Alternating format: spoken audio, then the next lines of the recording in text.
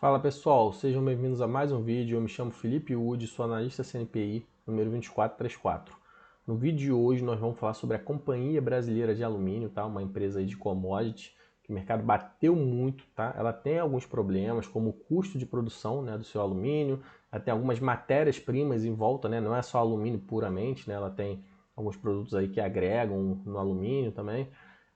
Eu acho que o mercado bateu de uma maneira exagerada por conta da questão de endividamento, margem bruta dela um pouquinho pior, mas acaba que sendo uma opção, né, nesses momentos aí de queda de bolsa. Não é a melhor empresa da bolsa, existem várias empresas para tu montar uma carteira completa, sempre você vai tentando pescar as melhores, mas para quem gosta desse tipo de empresa, eu acho que está num bom patamar de preço, né? Então a gente vai dar uma olhada na apresentação dos resultados do segundo trimestre de 2023. Espero que eu possa ajudar vocês.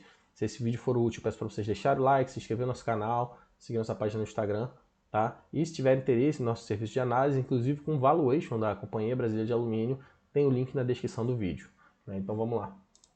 Então, a Companhia Brasileira de Alumínio, né? Vamos lá. Passei aqui. Então, fala um pouquinho do desempenho operacional dela, né? O volume de vendas está estável, né? Então, depende muito dessa questão de demanda, de commodity, preço de commodity no mercado externo, tá? Está estável frente ao primeiro tri. Isso daqui não é um problema da empresa, tá? Esse volume de demanda. Em empresas de commodities, né, que tem essas produções, envolve produção, a gente tem que acompanhar como é que está o volume de produção, como é que está o custo de produção, como é que está a estrutura de capital, né? Para ver se a empresa está tentando enxugar custos também, tentando ter um menor retorno aí de dívida para ter um spread entre a alavancagem e o que a empresa consegue entregar de receita, de retorno operacional, né? Mas o volume de vendas da companhia depende muito aí também de demanda, tá? O custo de produção continua em linha, né, que eu falei, não sei se vocês vão destrinchar aqui nessa apresentação. Avanço na estabilização operacional das salas de forno, já tem algumas operações aí um pouquinho diferentes para tentar agregar, não só oferecer a matéria-prima por si só. Fizeram alongamento do perfil da dívida, né? Esse é o grande problema, né? Muita empresa endividada nesse processo, acaba que o mercado batendo bastante. Readequação do cronograma de capex, né? Então as empresas, para crescer essa produção também, que vai impactar no volume de vendas no futuro, quando tiver uma demanda por commodities maior, tem que investir em capex, né? Como a gente não está num momento favorável, eles fizeram essa readequação. Fizeram a venda de uma unidade aqui, né? Esperando a aprovação aqui do CAD. Falando de ESG, alíquota, né, sobre importações aí de China, então depende muito do mercado aí global, mercado chinês. Panorama do mercado de alumínio, né? Então, oferta e demanda, né? Esse daqui é um dos principais fatores que envolve, né? A gente vê aí que a empresa não está com uma demanda forte, o primeiro tri foi um pouquinho melhor, o segundo tri foi fraco. Depende muito da China, né? China é um dos principais parceiros comerciais. E aí representou um déficit no balanço global de alumínio no trimestre. Então, assim, isso é um grande problema também, você depender de uma geografia específica e tal. Mas tem uma expectativa de superávit em 2023, devido à demanda global mais fraca e maior oferta esperada na China. Então, assim, mas é uma expectativa, não é algo ainda concretizado, né? Então a gente bota até aqui, excluindo a China, representando a China, como é que é a demanda de alumínio primário, a gente vê que a China sempre acima, né, basicamente. É retomada sazonal do consumo na China, ano após ano. É até engraçado, né? Porque a questão da construção civil está ruim na China, mas essa demanda aí de alumínio continua constante. Corre de forma lenta, em meio à inflação persistente e taxa de juros elevadas. Então, mais uma vez, né? Taxa de juros no mundo todo alta, tá? China a gente não consegue ver essas informações de uma maneira mais fidedigna, mas acaba que impacta também, com certeza, a taxa de juros na Europa, nos Estados Unidos, tudo impacta, influencia a economia global, né? Então, quando tiver uma estabilidade, né, uma estabilização aí desse movimento de inflação alta, de taxa básica de juros alta no mundo todo, a tendência também é que outros países como China começarem a ter uma demanda um pouquinho maior, tá? E aí vai melhorar, de repente, essa questão dessas empresas de commodities. Estoques globais voltam a cair e volumes na China se encontram abaixo dos níveis históricos, tá? O que, de repente, a Companhia Brasileira de Alumínio poderia fazer é começar a produzir, né? Mas aí teria que ver questão de rentabilidade, de lucratividade, se a empresa vai ficar acumulando prejuízo, prejuízo, prejuízo, mas guardar, né, um estoque que está com material ainda não acabado, né, um material de fábrica, porque esse material às vezes não se perde, né, não é igual uma comida que é perecível, né? Você vê que o estoque de globais aqui está caindo. Demanda abaixo de esperado, setor de downstream na China. Mercado relativamente apertado. Aí foi um pouquinho estoque de armazém, aí tem alguns números técnicos aqui de alumínio, que eu não sei, LME, SHFE, estoques, enfim, deve tipos de alumínios específicos, né? LME retrai 6% em relação a refletindo preocupação no cenário macro com estatísticas de yield, não. LME do alumínio, né? Então preço aí do alumínio por tonelada, aqui embaixo tem, né? E se vai voltar aqui, peraí. A gente vê que o preço ali caiu, né, de 2022 para cá, 2,8 para 2,2, né, por tonelada, retração aqui também na demanda, né, queda nos custos logísticos dos Estados Unidos, enfim, coisas mais macroeconômicas. Curva do custo de alumínio, tá? Margens continuam pressionadas, deixa eu fechar isso aqui. Devido ao custo médio da indústria se manter alto, somado à queda do preço aí do alumínio, né, esse LME, que é o principal indicador, LME. A gente vê aqui o custo da indústria, mais ou menos em linha aqui com o preço aí do alumínio. Então também tem que ter o custo da empresa aí que fabrica aqui no país, que do caso da Companhia Brasileira de Alumínio não é legal. Tá? Até aqui LME, né? Liquid Metal Costs. A gente vê aqui a Companhia Brasileira de Alumínio, mais ou menos aqui nesse segundo quartil. Na média, né? Um pouquinho próximo da média. E o custo está subindo ao longo do mundo, né? A Companhia Brasileira de Alumínio posiciona-se no quartil, refletindo o impacto da instabilidade operacional de salas de fornos, né? Custos em patamares ainda elevados além da apreciação do real. Então eles têm que melhorar esse custo aqui, né? Para o segundo quartil, de repente ficar aqui abaixo da média.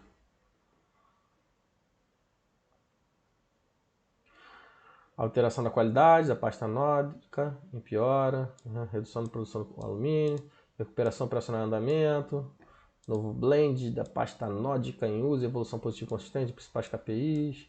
Eles estão tentando melhorar aí, né? Falar um pouquinho de alguns números operacionais de fábrica para tentar melhorar esse custo. Mercado de alumínio se manteve resiliente no segundo TRI, construção civil e transporte são destaques. Realmente, né? A gente vê que a construção civil está até operando bem.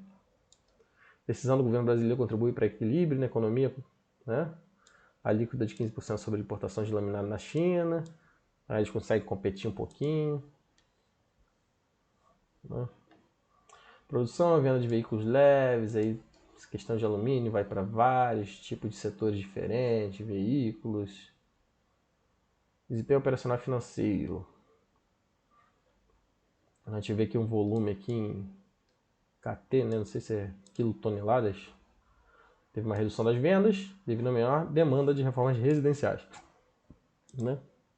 Então, eles tem aqui os produtos, né, que eles separam por alguns segmentos, né, primários, transformados, que aí eles fazem processo de agregação aí e reciclagem, né? A gente vê que em todos os segmentos caindo um pouquinho mais, mas nos primários, né, que são o alumínio mais grosso aí, a gente vê que tá meio flat, né? Transformados também, caiu um pouquinho. Olha esse de reciclagem aqui que deu uma queda mais bruta, né? Isso aqui comparando com o segundo TRI. Também compara aqui com o primeiro TRI, né, de 2023. Frente ao primeiro TRI próximo ainda, né? Tá até fora de escala esse gráfico, parece que tá caindo aqui. E aqui é ano contra ano, né? A gente vê que não caiu tanto, tá? A questão do volume aqui, né? Aqui as vendas. A gente vê que é basicamente mercado interno, tá? Mercado externo é bem pouquinho, inclusive reduziu. Mas impacta um pouquinho aquela questão da China, tá?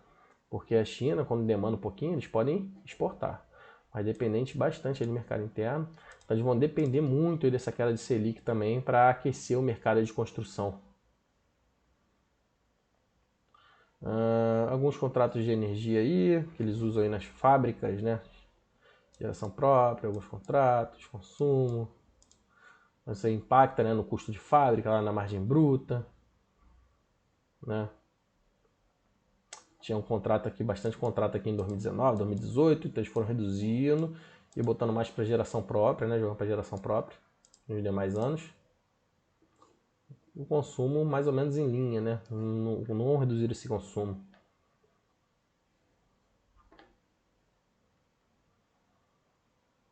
Tem um pouquinho do custo médio dos contratos, por isso que eles migraram, né, para essa geração própria. Né? Esses contratos aí cobram um pouquinho maior, um pouquinho mais. Aqui falando da receita, né? Vende um pouquinho dessa energia também. Receita caindo bastante. CPV meio que estável, né? Não foi tanto impacto aí. Mas a EBITDA despencou, tá? A EBITDA é bem ruimzinho, né? Frente de 2022.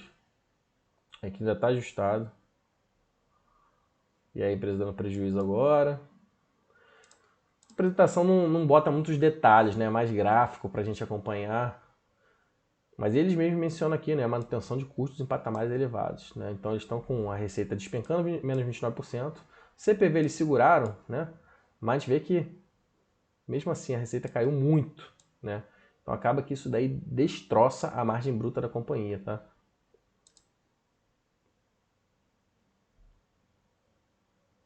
E o capex deles, o capex ainda tá altinho, tá? A gente vê que tem esses fornos aqui, deu um problema, né, nos fornos, então eles têm que fazer investimento, controlando um pouquinho mais do capex, né, nesses trimestres, mas ainda é altinho o capex, ainda mais para uma empresa que um EBITDA aí praticamente menos de 100 milhões, ajustado ainda, né, com o capex aqui de 185, 184, tudo bem, né? Capex é do ponto de vista do regime de caixa, teria que vir lá o FCO.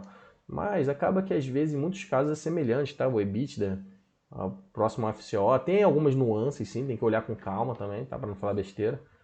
A gente vê que a geração de caixa da companhia, bem fraquinha.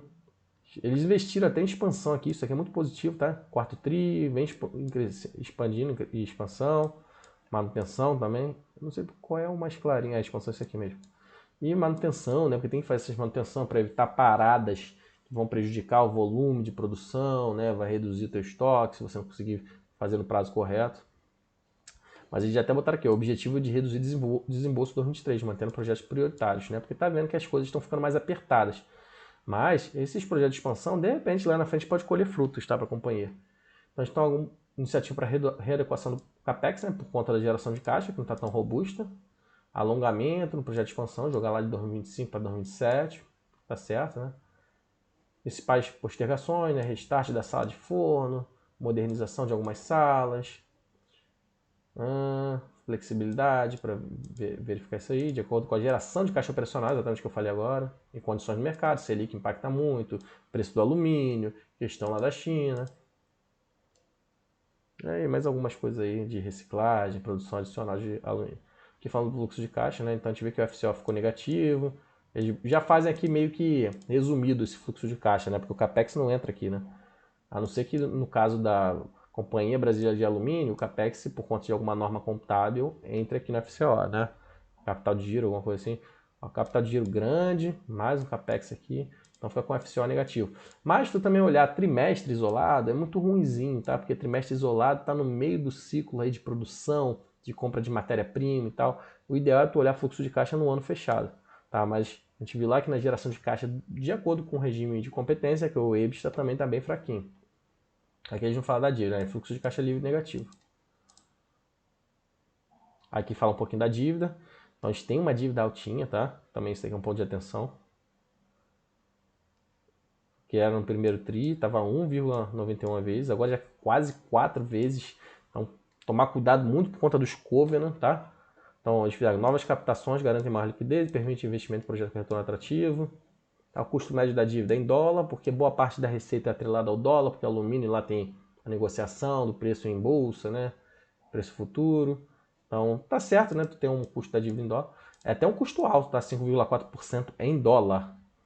Porque lá nos Estados Unidos as coisas são baratas, tá? E pegar um endividamento é 3%, 4% e tal. Mas como a gente está numa alta de juros lá, acaba que não fica tão baixo. Eles fizeram uma captação aqui de 500 milhões para composição de caixa. Melhora a marcação no mercado derivativo, alavancagem devido à redução do EBITDA, né? Isso daqui que é perigoso, tá? Tô com uma alavancagem altinha. Dívida líquida aqui dos 2,6 bi. A gente nem sabe se essa dívida daqui é dívida completa, né? Tem uma dívida aqui de marcação a mercado também, né? que reduz, derivativo que reduzir essa dívida. Então, essa alavancagem da companhia é um pouquinho perigosa, tá? A gente tem um caixazinho, cobre no curto prazo, tá? Tem mais aqui um financiamento que eles podem pegar, linha verde de crédito, rotativo e tal. A dívida parece estar diluída bem, ó. Então não creio que uma emissão de ações aí vai prejudicar. Eles fizeram um refinanciamento agora. Não sei se eles vão ter que fazer uma emissão, porque esse é um risco de empresa alavancada, né? Ter que fazer uma emissão de ações, igual a Ambipar fez agora, né? E prejudica muito o retorno dos acionistas. Então eles refinanciaram um pouquinho das dívidas. Eles fizeram uma captação de 258 milhões e um refinanciamento dessa captação daqui. Provavelmente não foi follow-on não, né? Porque eu não tenho acompanhado. Que é a dívida pro forma. Lá para 2027, 2028 que eles jogaram, ó. Era aqui. Que é pro forma, né? Acho que vai ser isso daqui na prática. 2027, 2028, que é quando alguns projetos deles, ó, 2027, 2028, 2029, vão começar a entrar em operação, né? Que eles vão investir mais pesado. Então, talvez aí até bata bem, né? Porque até esse período aqui cobre bastante nesse caixa da companhia. Fala um pouquinho de ESG, eles têm alguns projetos de descarbonização, que é essa questão de commodities, né? Vai sair algumas revistas, revista Exame, nada demais, algumas soluções sustentáveis para clientes.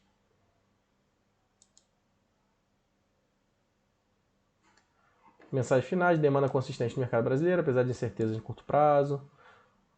Avanço na estabilização operacional, então a gente tem que melhorar, expectativa de melhoria futura, em custos, né?